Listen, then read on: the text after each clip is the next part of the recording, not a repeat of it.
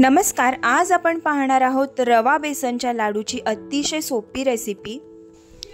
बिना पाकाचे हे लाडू तोंडात टाकताच विरघळतात, त्याचबरोबर करायला अतिशय सोपे आहेत। प्रमाण देखील खूपच सोपं आहे, तर व्हिडिओ शेवटपर्यंत नक्की बघा। चला वेळ न घालवता आता आपण रेसिपीला सुरुवात करूयात।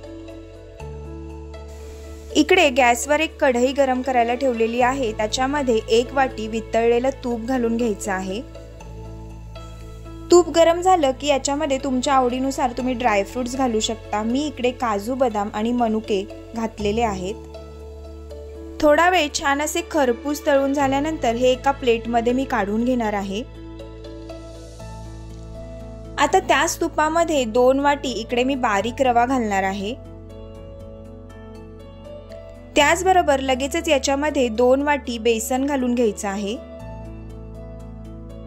आणि हे जे सर्व मिश्रण आहे ते तुपावरती छान असं आपण भाजून घेणार आहोत। हे मिश्रण भाजताना आपल्याला गॅसची फ्लेम ही बारीकच ठेवायची आहे। बारीक फ्लेमवरती हे मिश्रण भाजायला जवळजवळ 15 ते 20 मिनिटं लागतात। सुरुवातीला कोरडं वाटणारं हे मिश्रण हळूहळू ओलसर व्हायला लागतं। मग आपण समजायचं की रवा आणि बेसनाचं आपलं हे मिश्रण छान असं भाजून झालेलं आहे। साधारण 15 ते 20 मिनिटांनी इकडे आपलं रवा आणि बेसनाचं मिश्रण छान असं भाजून झालेलं आहे। आता गॅसची फ्लेम मी बंद करणार आहे। या मिश्रणामध्ये मी आता इकडे 2 वाटी साखर जी आहे ती मिक्सरमध्ये बारीक करून घातलेली आहे। त्याचबरोबर 1 चमचा वेलची पावडर घातलेली आहे। हे सर्व छान असं एकजीव करून घ्यायचं आहे। व्हिडिओमध्ये दाखवल्याप्रमाणे हे मिश्रण जे आहे ते एकत्र करून घ्यायचं आहे आणि याच्यावरती झाकण ठेवून साधारण 10 मिनिटं जे आहे ते हे मिश्रण आपण कोमट होऊ देणार आहोत।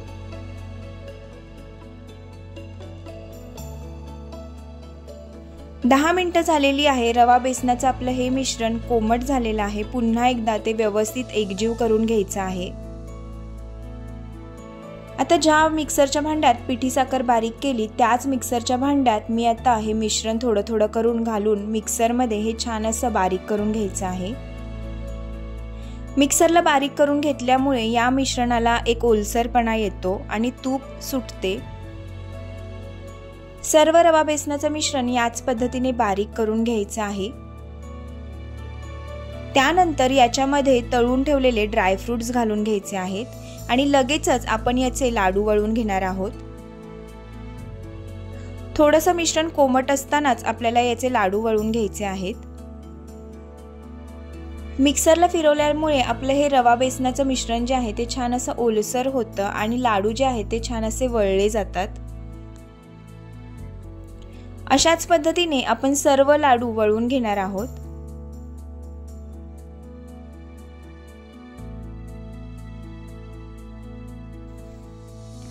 लाडू वळायला अजिबात त्रास होत नाही आणि पाकाचं सुद्धा टेन्शन नाही, तर तुम्ही सुद्धा या दिवाळीला हे रवा बेसनाचे लाडू घरी नक्की ट्राय करून बघा।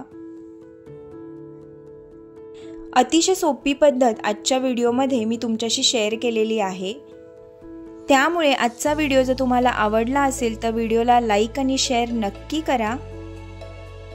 माझ्या चॅनेलवरती जर पहिल्यांदाच व्हिडिओ पाहत असाल तर चॅनेलला सबस्क्राईब नक्की करा आणि बेल आयकॉनवरती प्रेस करायला विसरू नका, म्हणजे माझ्या व्हिडिओजचे अपडेट तुम्हाला भेटत राहतील।